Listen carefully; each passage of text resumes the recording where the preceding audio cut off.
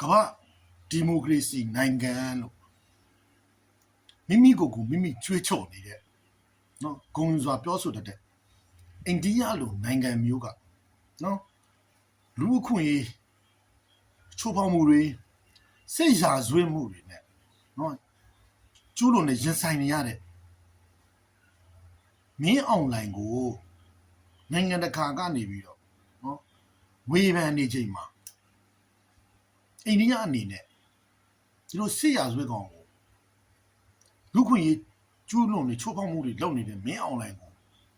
စစ်အာဏာသိမ်းခေါင်းဆောင်ဒါတွေ့ဆုံတာဒါဒီမိုကရေစီစံချိန်စံညွှန်းတွေဒီမိုကရေစီရဲ့တန်ဖိုးတွေအလေးမထားရောက်တယ်နောက်တစ်ချက်ကကျုံးမြန်မာပြည်သူတွေကနော်ဒီမိုကရေစီနဲ့လူခွင့်ရေးတွေအတွက်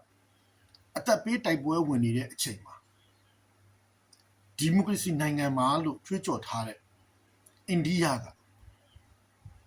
ဒီလိုမျိုးစစ်ခေါင်းဆောင်ကိုတွေ့ဆုံခြင်းဟာဒီမိုကရေစီနိုင်ငံနဲ့မကိုက်ညီဘူးလို့ကျွန်တော်ကပြောချင်တယ်အိန္ဒိယတော့ဗျာသူ့ရဲ့မဟာဗျူဟာအကျိုးစီးပွားအတွက်ကတော့သူကမင်းအောင်နိုင်အိန္ဒိယနိုင်ငံဖြစ်တဲ့မင်းအောင်နိုင်နဲ့ဆက်ဆံကျင်တာတော့သူ့ရဲ့အကျိုးစီးပွားအတွက်ပဲဒါပေမဲ့ဒီမိုကရေစီနိုင်ငံကြီးဖြစ်တဲ့အတွက်ကိုဒါက